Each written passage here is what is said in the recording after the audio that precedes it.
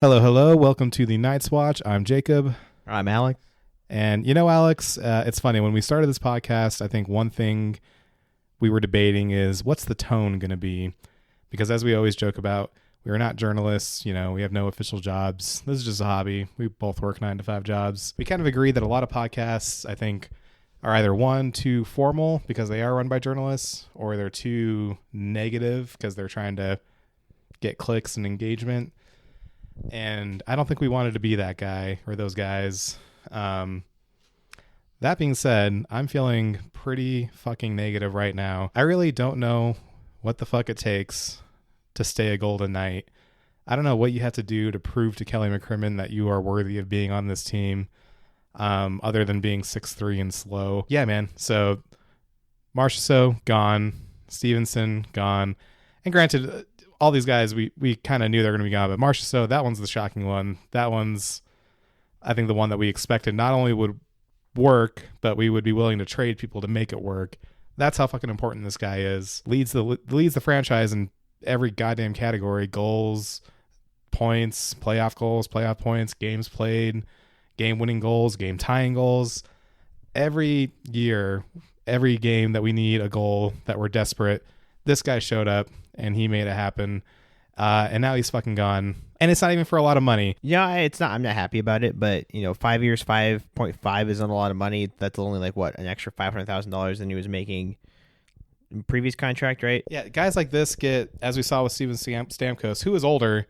Guys like this get paid $8 million. That's how much you pay a 40 goal scorer, let alone someone that's this important to your franchise. Yep. And he got paid not a lot of money, and I see how this rubs good amount of fans the wrong way, and then then the kind of the aftermath of it, kind of the both sides of saying, well, we tried to keep him, well, we did, and then kind of the news came out that it was like a long-term deferred money structured contract, and that was what really all Kelly McCrimmon in the front office was really offering him.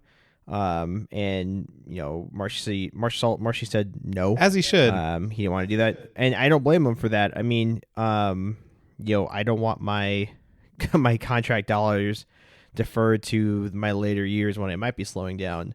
I don't want to be paid $2 million, for the first 2-3 years of your contract, and then come age 36, 37, you should be due that money. But what happens if you do slow down, and that bug that hits a lot of scoring forwards, you hit that plateau at 35, 36 years old. And I'll tell you what would have happened.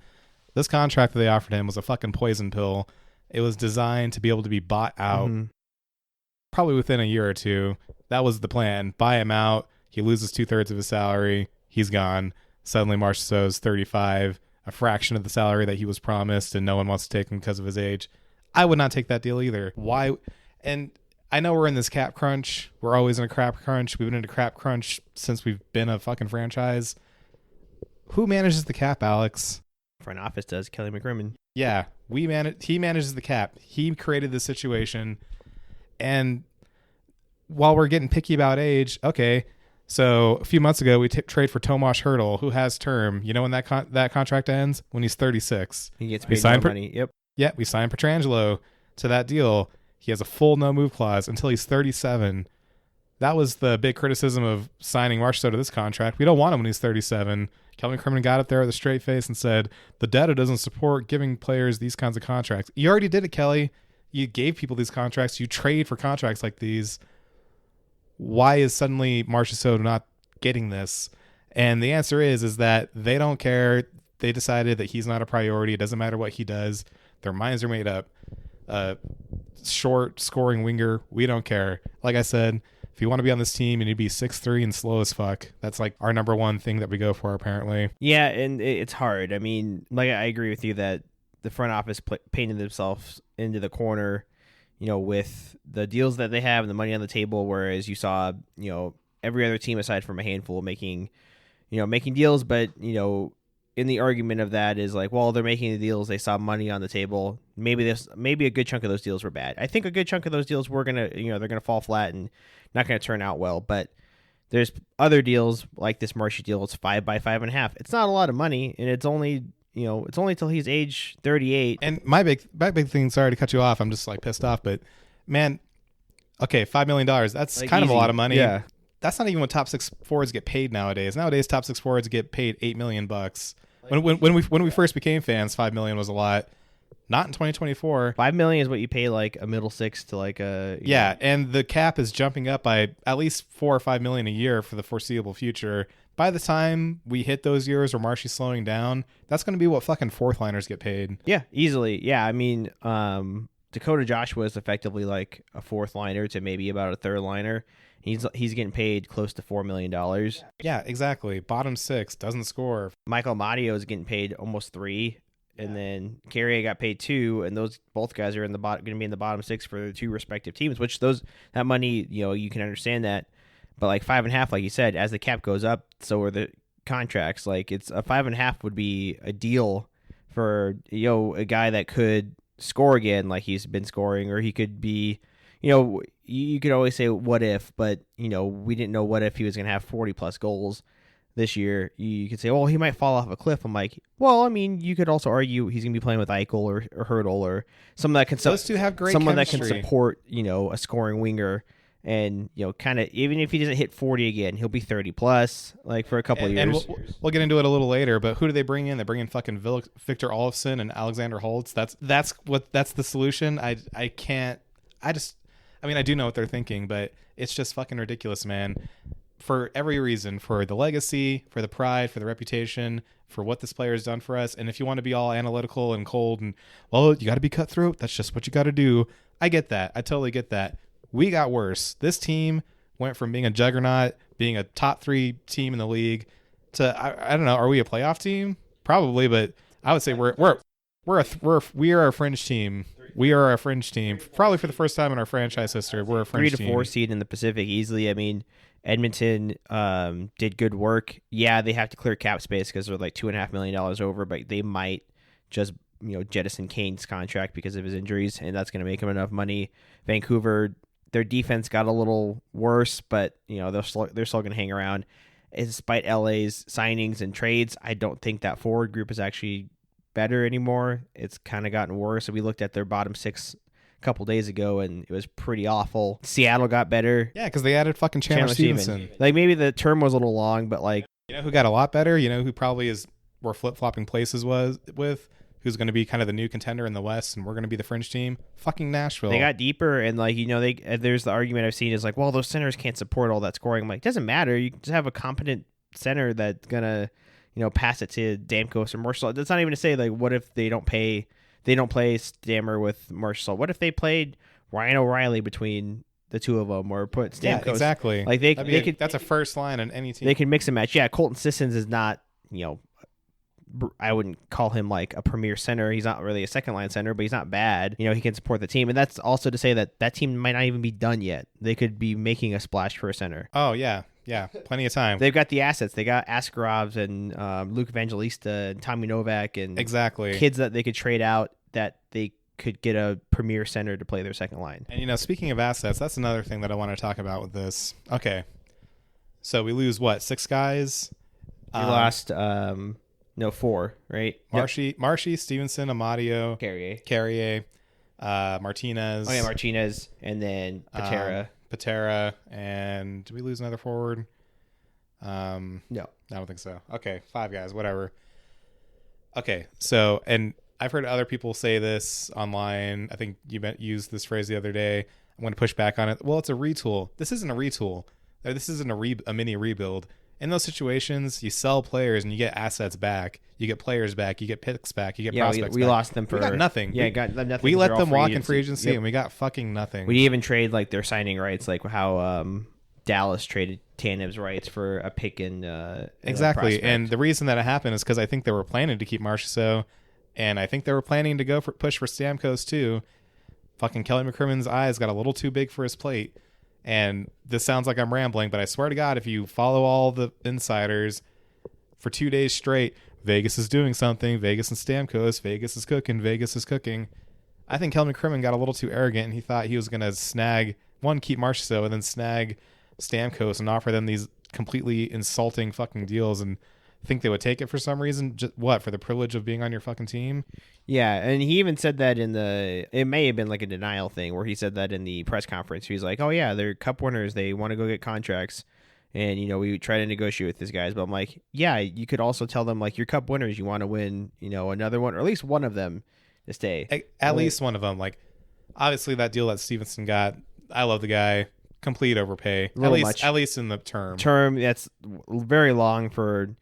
plus with having Shane Wright coming up for the Kraken, and it's a long time, and 6.25, I would assume it's about right, maybe a little bit much, but like that term is probably what makes it an overpay. We knew we were going to lose at least 2 to 3 of those players, but we did. And like I said, but now it went so far the other way that we're in this position where I don't think we're a cup contender right now, and we're in this holding pattern in the time frame where we're in Jack Eichel's fucking prime of his life, prime of his career, and instead of pushing forward like we always done, now we're stuck in a position.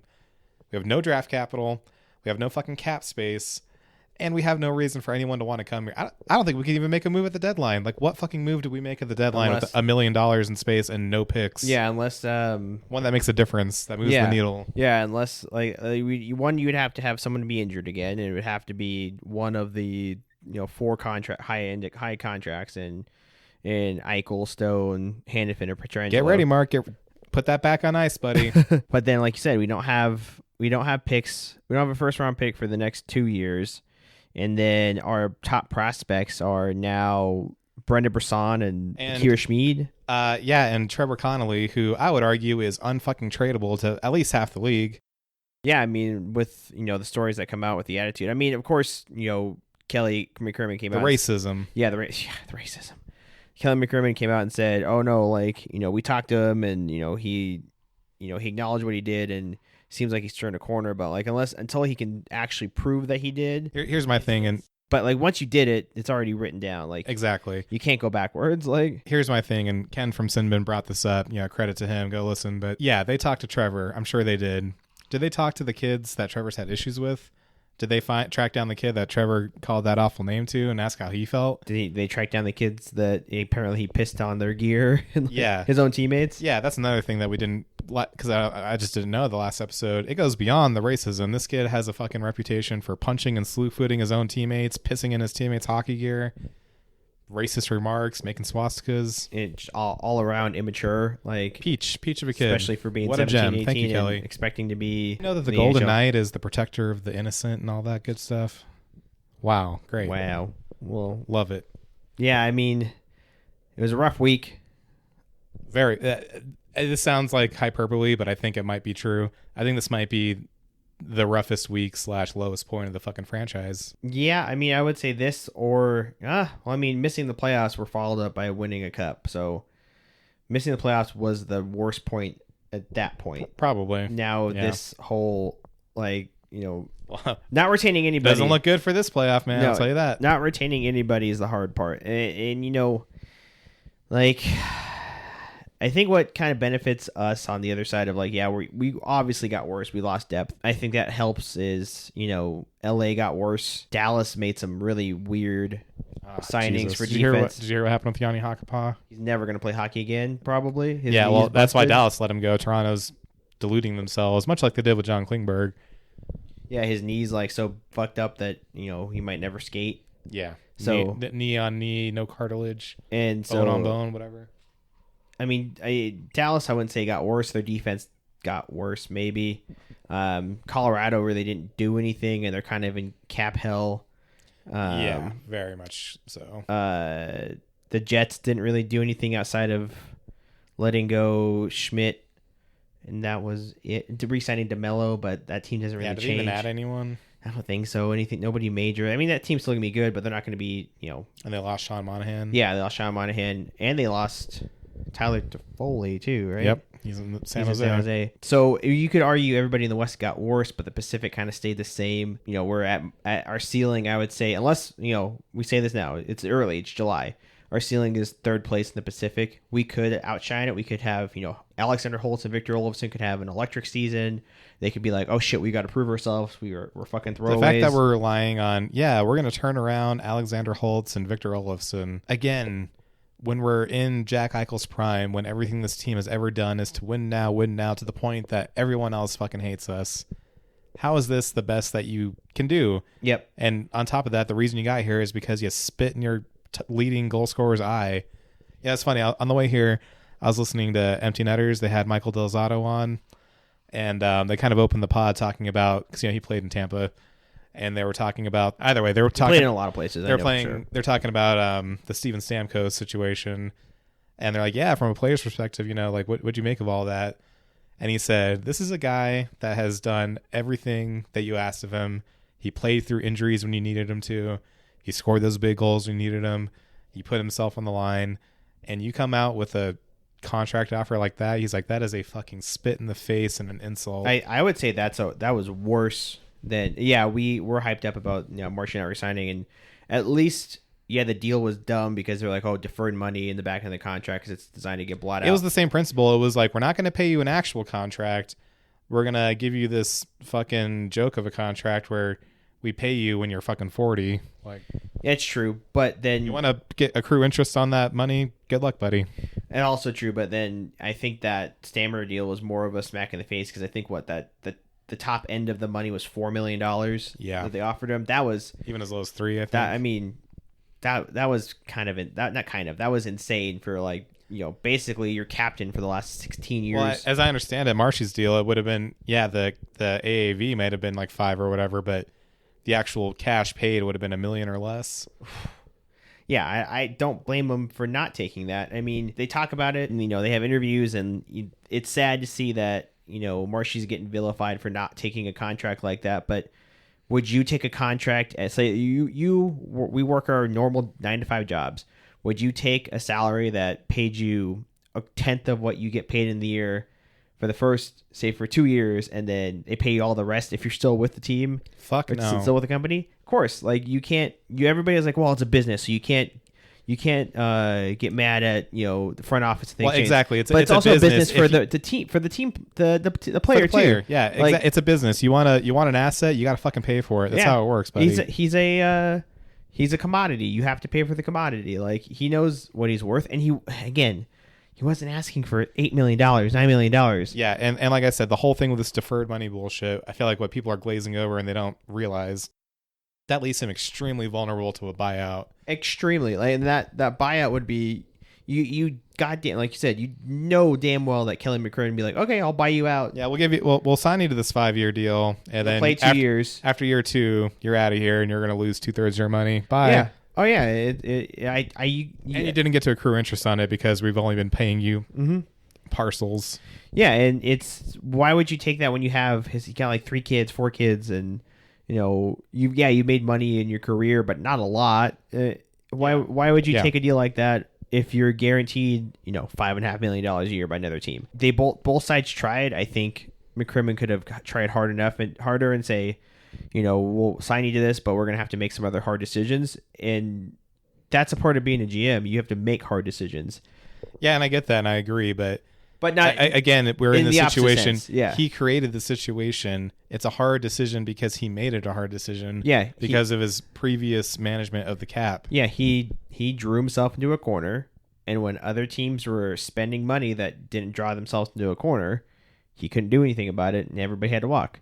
Like, I do agree with his point in his press conference where the amount of spending on day one was absurd. It was. There was a lot of stupid contracts. A lot of dumb contracts. I mean, the Dumba contract, even the Tanev contract seems a little much for... Oh, that's awful. He's already like what? He's in his mid-30s, and he's a...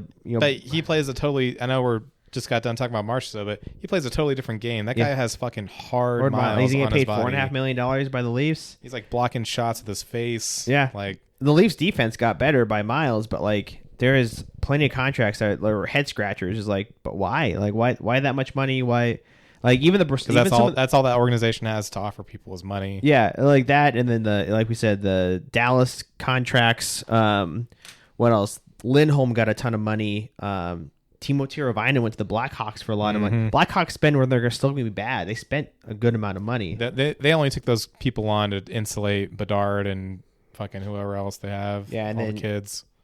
There's a lot of contracts that are just insane. I mean, I've got like all of them written down. That's just from I day love one. I love the guy, and I wish we kept him, but that Chandler Stevenson contract is absurd. It's absurd. If he's getting paid more than Marshy, I'm like, that's a lot. Yeah. I don't think Chandler Stevenson should be getting paid more than a 40 goal scorer.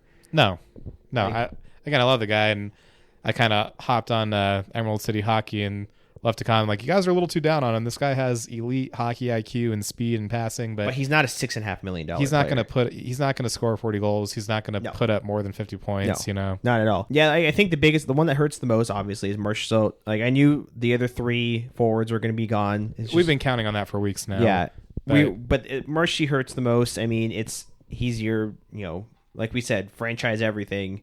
He's your top guy, and the argument can be said, with some I've seen online and some fans I've seen. It's like, well, not all players retire where they started. I'm like, yeah, that's also true, but not all players have the same tenure and acumen, and then also what meant so much to the team as Marchessault did. He was an original guy. Yeah, you can say like, well, we traded away Smith. I'm like, yeah, didn't like that either, but the team got better and Smith was kind of trailing off. Exactly. That was a different situation. That was, we just won the cup. We need to keep the team together.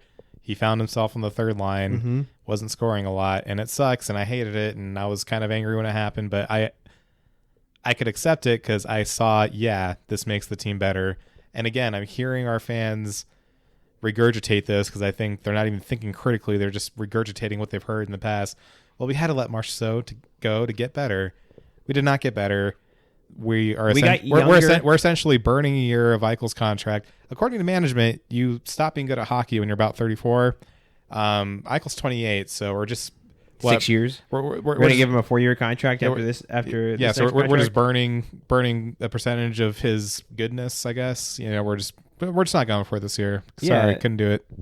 And there's the obvious reasoning. It's like, oh well, forwards kind of trail off after like a certain age, and they become more of like a utility guy. And not all forwards are a Stamkos or a Pavelski or a Marleau type. But we won a cup with fucking Phil Kessel on the roster. But he didn't play. But he played all year. He played all year. Yeah, first in the fucking West. Yeah. And, you just need those guys like that. I mean, we still have the leaders that are in the room. We still have Stone and Eichel and Petro and guys that are there, but you can't tell me that room is going to be quieter and a little less fun this season. Marshy, not even, fun, but just it's the... less challenging, like a little less exactly. fiery. It's the competition, it's the grit, it's the heart, it's all those cliches, but it's true. Marchessault, more so than Eichel or even Stone, is written into the DNA of that group. He, like I said, he is the guy that ties the game when you're down. He is the guy that gets the game winner. He is the guy that challenges everyone around him. I know everyone hates the word intangibles. He has plenty of it's not even intangible. You can measure it. It's literally a metric, the number of game-winning or game-tying goals this guy has. It's... that more so than the number of goals, that is huge. How many times did we get fucking shut out last year? Now we're losing 40 goals. Yeah, and you hope you make it up between 2 players. Victor Olofsson and Alexander Holtz. Yeah, I would say Olofsson had like what, 7 goals last year, I think? Yeah, but he only played half the season. Buffalo was terrible. 7 goals in 50 games is not good. Not good, but he was also, I think they had him just playing on the 3rd or 4th line. They mismanaged him. In the season when he was playing... 7 goals, 8 assists in 51 games. In the season where he's playing with a competent center, he scored nearly 30 every year. He scored 30 when he played with Jack Eichel. So you can make the argument that the guy can score goals, definitely score goals. He just needs a competent center, which Jack Eichel very much is. And I think we might see an Olofsson-Eichel reunion just because of the chemistry they had. Yeah. And he's got, again... we talked about Holtz last week, where he has probably the best shot we've ever had. Olofsson's also got a top end elite wrist shot that many don't have, and I think that's what. And again, Marshy also did too, but I think that's what was the point, was getting into those guys. We're like, well, we know these 2 are reclamation projects, but Holtz is only 22. Olofsson is still young, but he's played 28. It's not young. Not young, but. Yeah, middle age for hockey. But he has played with Eichel before, and Eichel knows his tendencies, and he plays on the right, and we don't have to put somebody up there too high to kind of compensate for that. I think that's going to be something they try out, see if he kind of return to that scoring ability. With Holtz, I think he's, like you said, I think he's got all of the talent you can ask for. He just has to put it together. And I think that may have been a hard part in New Jersey for him, is where, yeah, there's a lot of young kids there, but I think there's too many. Everybody was focused on Jack Hughes and Dawson Mercer and Nico Heishire. It was a young, unstructured, inexperienced team. I think this move will be good for him. I think playing with either, because is he only a right winger only? I think so. I think Olofsson can flip flop. I think Holtz is mainly a right winger. I think we might see maybe like a Holtz with Eichel, and if Olofsson can flip flop, play with Hurdle and Stone, and then like throw Dorofiev and Ronberg or somebody, or Howden with Carlson, which is responsible. I mean, that bottom six, I'm not worried about the bottom six right now. The bottom six is going to be good. I mean, you always got Carlson who's going to elevate. He's got experienced Dorofiev. Yeah, Carlson and Wad. And Kolesar and Howden, and Ronberg's going to slot in, I think. The big question for me is if, one of Holtz or Olofsson doesn't pan out, or it is not working in camp, do you go with like a Brisson and hope he scores? I mean, well, before we get into what we think the lineup, before we get into the lineup, shall we just move through these acquisitions and signings? So yeah, I mean, we can go into it with the goaltenders first. I know it was kind of a big backup market. I think we waited too long. Yeah, as I would say it, and again, I'm trying not to be Mr. Negative here, but we didn't get Stolarz, didn't get Brossoit. Well, Brossoit went for like $3 million and change, and Stolarz went for over $2 million. The name that I hated that went for less than Samsonov was Wedgwood, went for $1.5 million. Yeah, he did leave Dallas. We were wondering if he would. Yeah, he left Dallas because somebody else went to Dallas. It was but Wedgwood ended up I think in Nashville. He did, because I remember thinking, I'm like, all right, Askarov is definitely gone then. Yeah, so $1.5 million is a deal for him. And yeah, he's a little older, but he's consistent. Whereas we got Ilya Samsonov for 1 year, 1.8. Not like a terrible overpay, but not. It's not, and he has potential. But the problem is he is the definition of inconsistent. I think in his defense is that it didn't help that he was in Toronto, and Toronto's defense was awful in front of him. Awful, and then just the pressure. The media is terrible for goaltenders. It's already hard being a goalie. Imagine being a goalie in Toronto. I think with Sean Burke, I think he can improve, and I think with a good defense in front of him, I think he can improve. I mean, that first season he was there, he was lights out. He was dueling Vasilevsky basically in games, and he was amazing. And then he trailed off, but that team got worse, and that defense got worse. I wrote some numbers down here, and these are from Jesse Granger, so props to him. Go give him a follow. So last year, out of 65 goalies with 20 games played, he ranked 61 out of 65. He had a negative 5.75 goals saved above and an 890 save percentage. That's good for being one of, if not the worst backup in the league, goalies in the league, backup or starter. But the year before, in that same category, he had a 919 save percentage and a 21.24 goals saved above expected. So it's wildly inconsistent. Tale of two goalies. And I think tale of two defenses. Yeah. And maybe even that first year. I don't know if that was his first year. I think it was his first year. That good 919, 2124 year. I think it was just him coming down a high. I'm like, man, I'm playing for Toronto. I'm here. I'm going to show what I can do. He outplayed Jack Campbell. That's why. That's not hard. And Campbell had a good year at that time. Yeah, and he was playing great. And I think this is not even so much. Again, not a goalie thing. I think it's a Toronto Maple Leafs just defense and. I mean, look at the other, like we talked about this last week. Ben Bishop was a goalie for the Leafs, and he played great when he went to Dallas. Freddie Anderson was there for the longest time with the Leafs, and he's playing pretty goddamn good with the Canes. And I will say, we mentioned this before a million times because it's true, but we do have an elite goalie coach. Sean Burke turned Aiden Hill from a kind of mediocre. From San Jose's backup to fucking the Stanley Cup champion. Yeah, and he turned him around so well. He grew Thompson to where he was able to ask for a trade to be a starter somewhere else. I think Sean Burke is going to work wonders with Samsonov, and I think Samsonov has a chance of being a lot better. And I mean, at least I hope. And then, with Cassie's very goaltender friendly system, I mean, look at what Hill was doing up until he got injured. He was great. I know I'm a homer, but I'm like, Vezina? Yeah, he was great. And then the defense injuries started happening, and we had issues, and that team would kind of slow down after the hot start. But that was just kind of the cup hangover started late. And Ashley Weiss the other day online mentioned that Sean Burke is, quote, very optimistic about Samsonov and which obviously what else is he going to say? He's got all the tools though. He's got all the talent. Exactly. I think Burke can shape Samsonov into a pretty solid goalie that might even challenge Hill. Yeah, I think so. He's got all the tools, and there were some flashes of games towards the end of the season last year where he would go on a run of just being great, and then next couple of games he'd be like, oh, he was terrible. But was he terrible? Maybe he had let a few soft goals in, or was the defense in front of him worse? I would argue the defense in front of him was atrocious.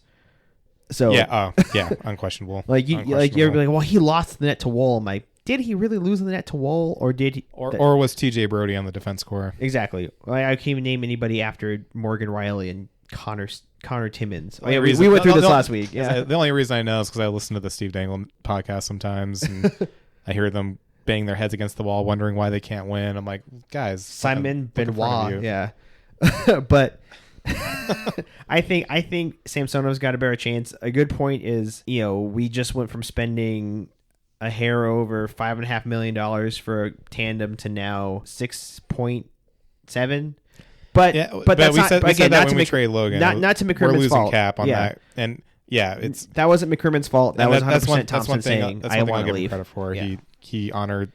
Logan requested something, and he had a lot of respect for him, and he said, all right, I'll help you out, even though it hurts the team. Yep, we'll send you somewhere, which is good. We'll shit on McCrimmon. I think that's a good thing. It's a good thing. You need a healthy amount of shitting on the GM. You need to be able to criticize. You also need to recognize the good stuff, too. Yeah. And again, that's what it drives me crazy with some of the other podcasts and some of the fans is it's always one or the other. I'm like, guys, you need both. McCrimmon has made great deals. The Eichel trade, great. Hannafin trade and sign, great, fantastic. The Hurdle trade, pretty good. Yeah, we'll see this year. Even though we're bringing in an injured guy that will be playing until he's 36, that's the bad number, Alex. That's the bad number. But his game is 6.25. That's more than 5. But his game is a little bit more longevity wise. If he's more of just a net front guy, he's a big body. He's gonna stay in there. And Cassidy's system, those centers really fucking skate, man. Yeah, they skate, and that's the thing that we talked about. It's it sucks to lose Marshy, but we kept our center depth through and through. Yeah, agreed. To a point where Howden's going to be playing in the wing. He wasn't forced to play a fourth line center role.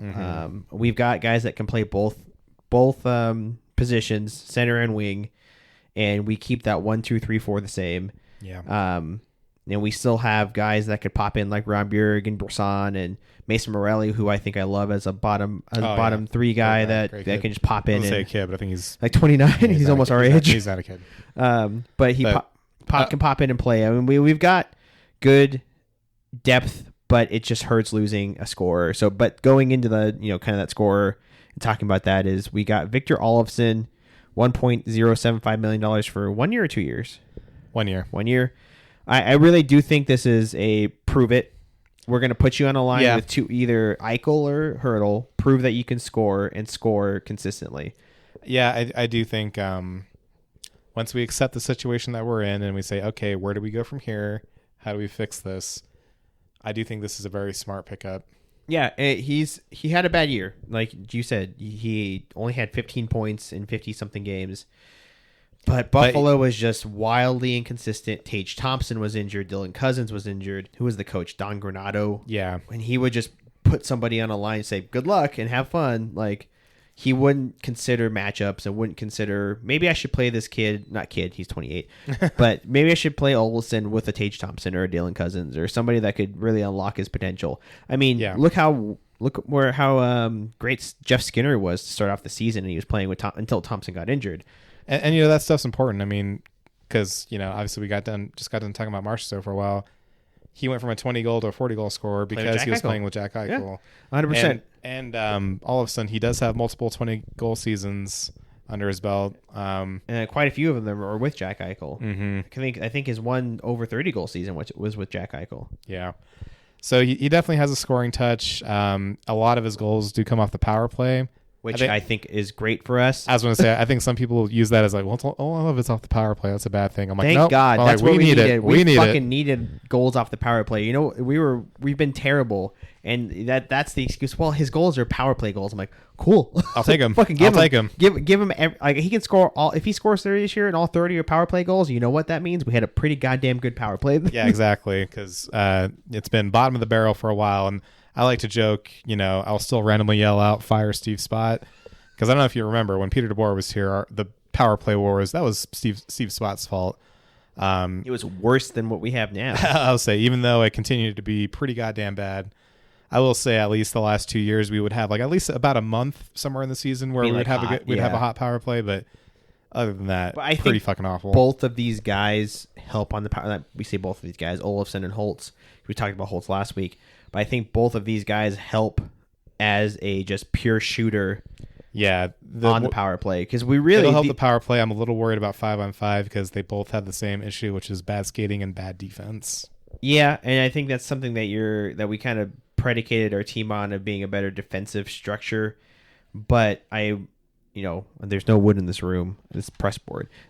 But hopefully our defense stays semi-healthy. I think the good part is, with the cap, and we're still $1.3 million under the cap with Leonard's contract going on, we have 13 forwards and 8 defensemen effectively. We do, which I think the depth is going to be good. I think, losing Marshy sucks, but I think it allows us to be a deeper defensive team and hold on to Hutton and Korczak the entire year. Yes, let Brendan Brisson or now Roger, we know we were throwing it around, but now we know we're not trading Shea Theodore. So no, and that's fine. And we'll get into it in a minute, but yeah, should we just keep moving down the list? Yeah, I'll keep moving down the list. And then obviously we talked about Holton Schmid. Schmid got signed to a very cheap deal, 2 years, $875K. Great deal, I think. Yeah, he'll probably start. He'll be starting Henderson at the very least, and I think they can bring him up. First guy up. Yeah, he'll 100% bring the first guy up. It happens with every team, and there'll always be games where your third goalie plays. I think Sean Burke is. Yeah, I think Sean Burke's gonna really get into him too, and really coach the kid. And he's like only 24. Yeah, he's 6'5". I think he can coach. I think you mentioned last week where he has a thing where he like loses sight or like looks down. He flinches when a puck's coming at him. Yeah, I think he can coach. Down. I think he can coach that out and figure out what his tendencies are. I think and he's gonna be with Ryan Craig. Ryan Craig team is like a Cassidy team, is like a DeBoer team. It's predicated on defense. Yeah. Yes, and I think also him playing with other young guys coming like with Seville and Lindblom and Vikman and Henderson. I think that's going to help him too, getting more reps and not being dependent as like the number one and only guy like he was with I think it was from Rochester or whatever they are. Was it Rochester? No, Rochester is Buffalo. Yeah, it's the Utica Comets. Yeah, Utica. And he played a ton of games, so I think he can split some games with the guys that are going to be with Henderson. He'll get some time and he'll be fine. So two signings here that I'm excited for, and I won't lie. The RFAs. Yeah, so we brought back the RFAs. Pavel Dorofeev and Caden Korczak both signed 2-year deals. Dorofeev is $1.35 million. Korczak is $125K. No, $825K. Is that what I said? You said $125K. Oh, that wouldn't be possible. $825K. Yeah, AAV, but that Korczak deal, great. I love it. Oh yeah, I think, and we were worried that he was going to try to go to arbitration based on games played. Oh yeah, maybe they saw the drama and then like we'll just sign. Yeah, they're probably shit. And I'm sure Kelly told them what he told us at the press conference. These guys are expected to play. Like Dorofeev is expected to be in the top 6. Dorofeev will 100% be, if not top 6, playing with Carlson. Or he'll be all over the lineup. He's kind of a utility kind of guy. The reason I say top 6 is because I think we both watched it. But he plays both wings, right? I think he's mainly left. But I think we probably played him on the right at some point because you just kind of have to sometimes. Kelly did say in his press conference that these guys are expected to step up and fill in those roles that we lost. And we lost a lot of top 6 guys, so I think that's what he meant. And, Dorofeev really does have a scoring touch, and I think we We talked about it last time. His points per game or whatever was tied for Connor Bedard for a while. Dorofiev can play both wings, left and right. Nice. There you go. That helps. Mm-hmm. Yeah, I'm really excited to see Dorofiev just step into that role. I think this can be kind of one of those sneaky moves where no one's expecting it. Everyone's counting on our downfall. Then suddenly he scores 25, 30 goals. Mm-hmm. I think it's totally possible. I was also looking at the, kind of that projected lineup that Cat Friendly has. But Dorofiev, both a left wing and a right wing. And then Holtz, left and right. And Olsen also left and right. So all three of those guys can play both wing positions. They can, but I think Cassidy likes to play guys on their strong side. I think that's Holtz also and Olsen prefer the right, and then because it's up first, and then Dorofiev is a left winger by trade. And I think that fits what we need. But because I think that was one thing Cassidy changed when he came in. He's like, Marshy, you're going back on your strong side, and look what happened. Yeah, and I would agree. I mean, I love both of these. On roster, I think a big thing, like you said, was. In that press conference was McCrimmon saying, hey, Korzak's going to play or he's going to be a full-time NHLer, which I'm like, are you just going to like swap him in here and there when you can? Or does that mean someone might be on their way out so that Korzak can play? Well, one good thing about having this cap space is it'll kind of be like how we had for stretches this last season where we were able to carry Hutton and Bjornfoot and fucking Pahal and, carry 2 or 3 defensemen and an extra forward because we had the cap space to do so. Right. I just hope he gets some games. I don't want him to waste away.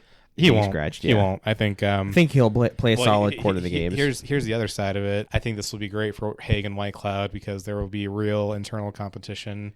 Yeah, they're not worried about Hutton. Hutton's too old for them to be like, I'm not going to lose my spot to this guy. Yeah. Maybe for a few games to teach me a lesson, but not like they're not going to trade me. With Korzak, like that is not guaranteed. Like Korzak, they could very well trade you. He could take your spot. He could take fucking Theodore's spot. Yep. He's that good. Yep, I totally agree. I think Korzak will play more, and like you said, I think it's gonna inject some competition into at least Whitecloud and Haig, and then also like telling Theo you'll earn that contract, or this kid's right here ready to burn you. Yeah, and then in the games that he played this year, 26 games played, he averaged 16 minutes a game, which is not a good amount. It's unsubstantial amount. Plus 16. I also think I think we talked about this previously. He was like in the top 5 in rookie scoring up until he got injured. Playing great. And then in his, I think I mentioned this last episode, but in his post-season presser, Cassidy was talking about him, and he said, "Yeah, we were better. We were good when he was in the lineup. He pushed the pace.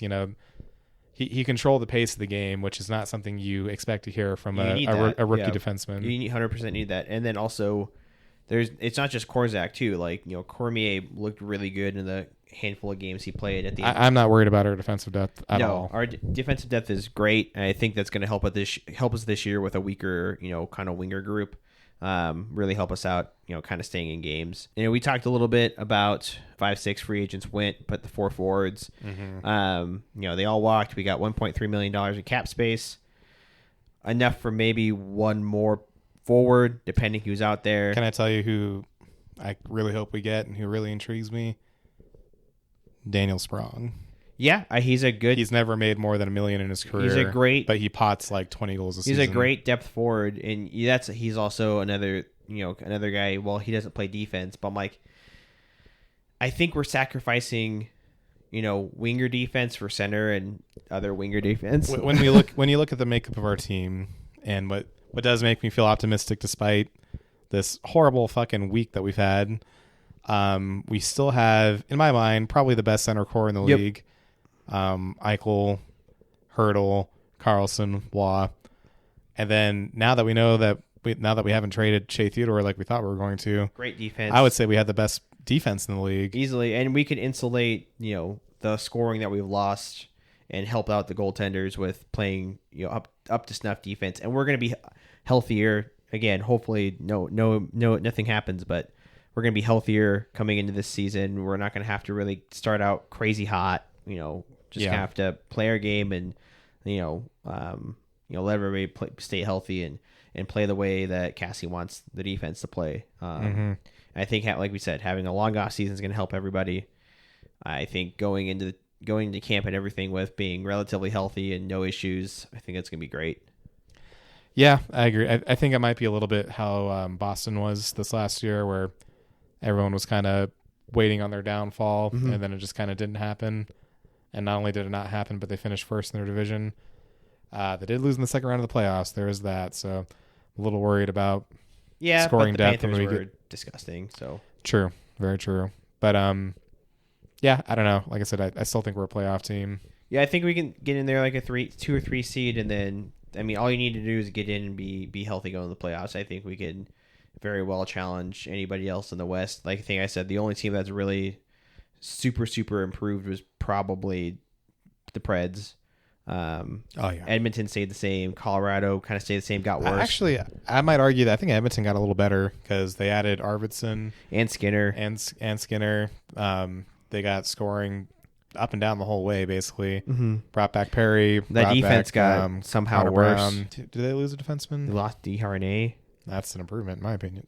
They replaced it with Trevor Brown or some pylon from the Coyote. Oh, formerly Coyotes. The Utahs. I'll go find their team. Let's see. The Edmonton Oilers. They still have to get rid of somebody because they are $2.5 million over the cap. So they brought in Arvidsson, Henrique came back, Skinner, and then Jeff Skinner because to pair him with Stewart. But their defense is not great. I mean, Matthias Ekholm, Ever Bouchard, we knew that. Darnell Nurse, Broberg, Kulak, Ceci. They lost to Herne. That defense is still not good. Well, it wasn't good last year, and they made it to Game 7 of the Stanley Cup Finals. I think it's more of Chris Knobloch was kind of pushing him. So, I mean, we'll see a full season of him and see how he does a full season, coaching that team. I think Edmonton's still going to be really good, and Vancouver, I think, is going to be pretty decent. They lost to Dorov and Lindholm, so, that might be an opening for us. Weren't those acquisitions after they were already having a great season? Zadorov? No, he wasn't like a deadline acquisition, but they traded for him. They traded, and then Lindholm they traded earlier for him. So yeah, no, because they traded for both of them, got better. They're having a decent season, but not like no. They were in first in the division for a good, or at least in second for most of the way, and then we slipped up, and then they took first and never looked back. Well, that's what I'm saying is like they could still be second or first. Like I think clearly in front of us it's Edmonton and Vancouver, and then I think we can easily slot us into third because LA got marginally worse. Seattle got a little better. Seattle intrigues me. I think it's whatever they got better, and they got a new coach. Yeah, whatever he can do to put that team and together. And they got Stevenson, and they got Montour. That bottom pairing is kind of rough. And Wright's coming in. Wright looks pretty good. Yep. And it's just that bottom pairing defense wasn't great, and their goaltending's been super inconsistent.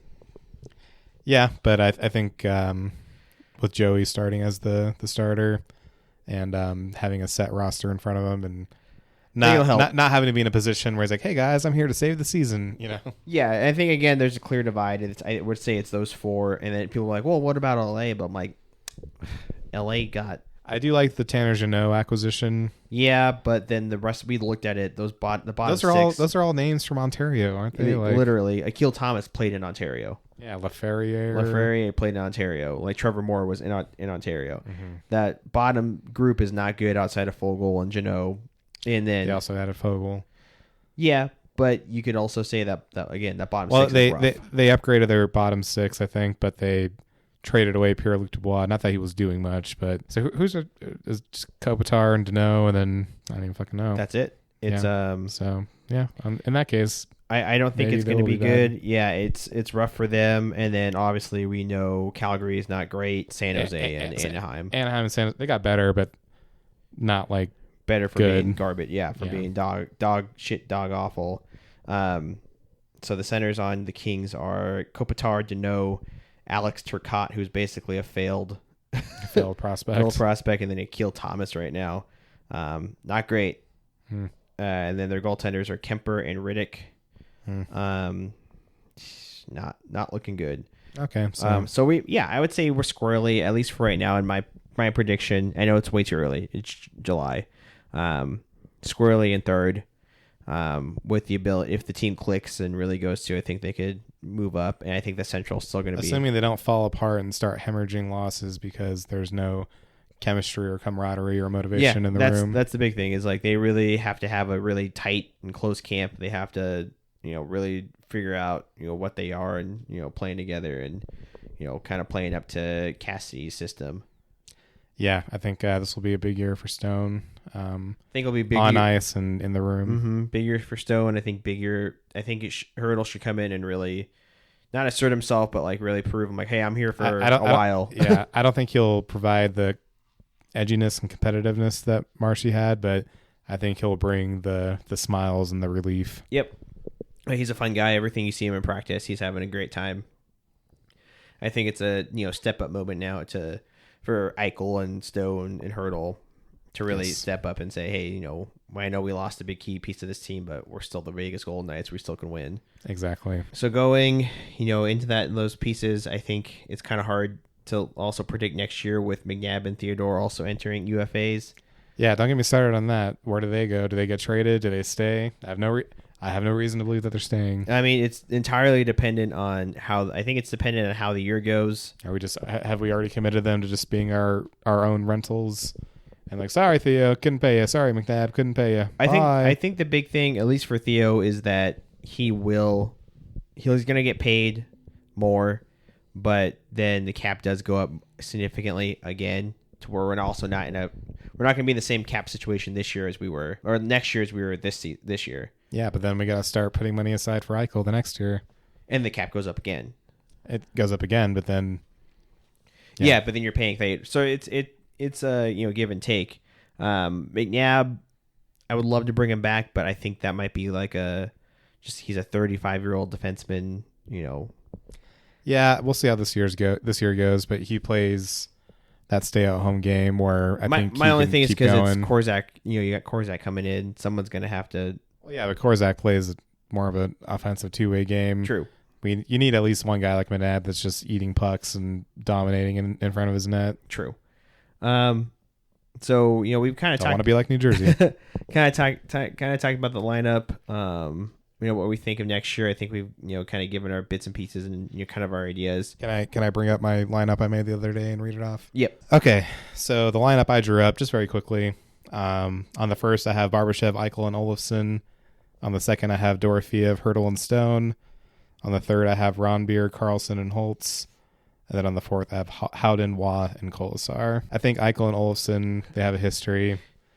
And obviously, Eichel and Barbashev have a history. Hurdle and Stone kind of pair well together, but if they're going to play together, I think they need someone a little more youthful and a little more jump. Here's my idea. And then I think Carlson and Ronbier would be able to cover up Holtz's dog shit defense. Yeah, I was going to actually go somewhere with that idea. I think that first line I agree with completely. In order to insulate Stone's lack of speed, what if you go, the same first line you had, Barbie, Eichel, Olofsson. The second line you have Dorofeev, Hurdle, and Holtz. And the third line you do Ronbjerg, Carlson, and Stone as kind of like a defensive third line, but also Carlson and Ronbjerg still have speed and still have ability. Well, I mean, so does Stone, but Stone can take away that neutral zone. He can be that stick in the neutral zone and still be there. And Stone can still... He's got a great wrist shot, too. And that fourth line is Howden, Waugh, and Kolesar. I see where you're going for it, but to me, there's just no world where Stone is anything below the second line. I totally agree. Even if the ice time levels out, like that's what I'm worried about. He's just too good. Like even with his speed, like there's just he has to. And granted, we haven't seen Carlson and Stone play a lot together. And hey, maybe I could see Carlson and Hurdle flip flopping depending on how Hurdle's speed looks. Yep. But that being said, I mean, if you're looking.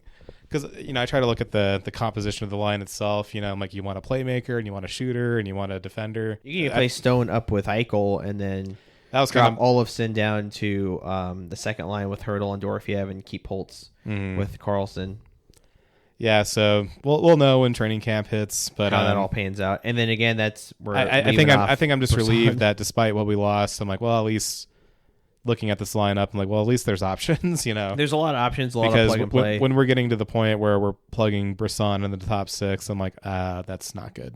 Yeah, they made some depth, trades and signings. I think that there's going to be some options to go back and forth. It's really dependent on camp and how everybody looks, playing with each other and what lines they kind of throw out. Still a long time. Do you think Brisson makes the team even on the third line?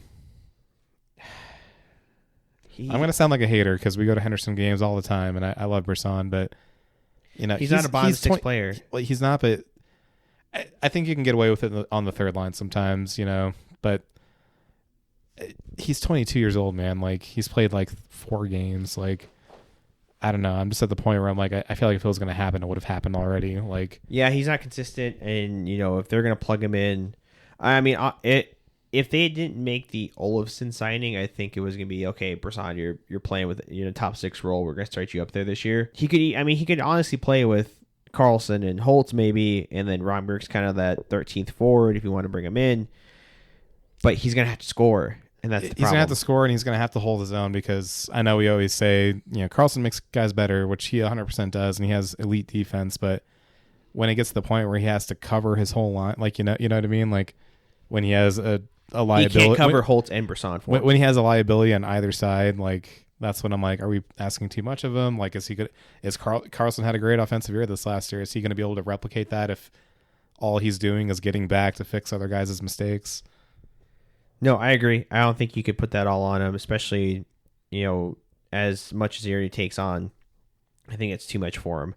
I think, pairing, giving him Ron Bjerger even, or Howden, just to, kind of have that responsibility with them, I think is going to be key. And my only worry is, like, can Holtz play a third line role? But Carlson's a playmaker, and Holtz can survive off of that playmaking.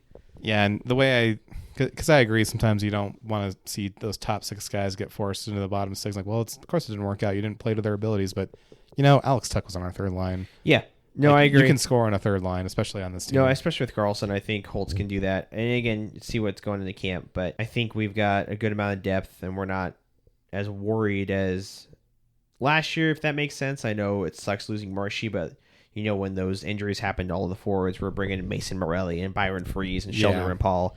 It was a nightmare. well, that's the thing, though, is we brought those guys because we got injured. If we're playing with these guys already on the team, then who do we bring in? I wouldn't even argue. Zach Aston Reese. No, I would argue. We didn't even talk about him just because I'm like, that's such an inconsequential sign. Yeah, I wouldn't even argue. It's a Holtz and Olofsson. That's not an equivalent to like a Freese and a Ron Paul and Morelli. You're really, yeah, but they're not starting in Henderson. They're starting on the Knights, and then if they get injured, then who comes in to replace them? Exactly, like you said. Then you'll be slotting people up, and Morelli and as Zach Aston Reese, and was that kid that we signed, Tanner Lachinsky or something like that? Yeah, I don't think that's going to happen. I mean, that gets difficult. I mean, the good part about Olofsson, aside from last year, he's played pretty much every single game. He's been fairly healthy. He's played 75 plus games every season aside from last year. Holtz has been playing every game. He's still young. I think again, a long off season is going to be very helpful, and it's going to help everybody get healthy, and hopefully the injury bug doesn't bite like it did last year. Yeah. And we'll have Brisson as a 13th forward, but then what happens when you get into Morelli, and then you tap into Zach Aston Reese, and you tap into other forwards? Hopefully you don't have to get that far in. Whereas last year we got way too far in. We always hope. We always hope. But in that case, I think we've got to the end. Yeah, I mean, I think we said our pieces. But long story short, we lost a lot. We lost a lot of depth from top to bottom, as in we lost top end guys, and now that makes that depth starts at the top, right? So we got a little more shallow, but. Like I said, and as far as the Marshy thing, I know people's kind of already quickly turned on Marshy. I think people had this emotional need to point the finger at someone and blame them, and it was McCrimmon. And then as soon as that bit about the contract got out, everyone turned on Marshy pretty quick, which is a little sickening. But at the end of the day, management offered what they could in the situation, and it was a high-risk deal for the player, and the player said no thank you, which is his right as a free agent. He doesn't have to say yes to it. You don't have to say yes. He doesn't have to sacrifice everything for the team when the team isn't willing to sacrifice for him. Yeah, and like it's been said, it's a business. Players leave their teams all the time. That philosophy goes both ways. It goes both ways. Not only is you can't say it's a business. McCrimmon tried. Well, it's a business.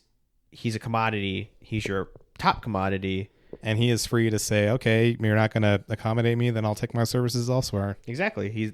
I'll pursue other opportunities. And it wasn't like he was contract hunting either. He wasn't trying to get $8-9 million. Exactly, which some team would have been dumb enough to do it. So, frankly, I think if he didn't sign with the Preds, I could 100% see someone stupid like the Senators give him $8 million. Mm-hmm.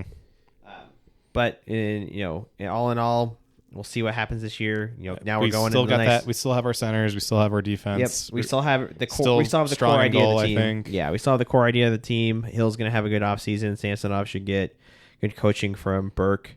Like you said, defense is great. They're rolling 8 deep. Mm-hmm. Centers look good. And it's going into camp in a couple months. We'll see how everything pans out. Yep. Now comes the fun dead times of hockey where we'll try to keep coming at you guys with content, but we are undeniably in the slow time. And if you are a local Vegas fan as we are, we're also in the midst of a brutal heat wave. It's going to be 119 degrees. It's going to be bouncing between 118 and 119 for a good week or two. Record. Oh yeah, I think hey, it's supposed to get assumed. It's supposed to get down below 110 next weekend. So thank God. No longer tropical vacation right there. I think coming up during the rest of the off season, I think we'll be talking to some locals.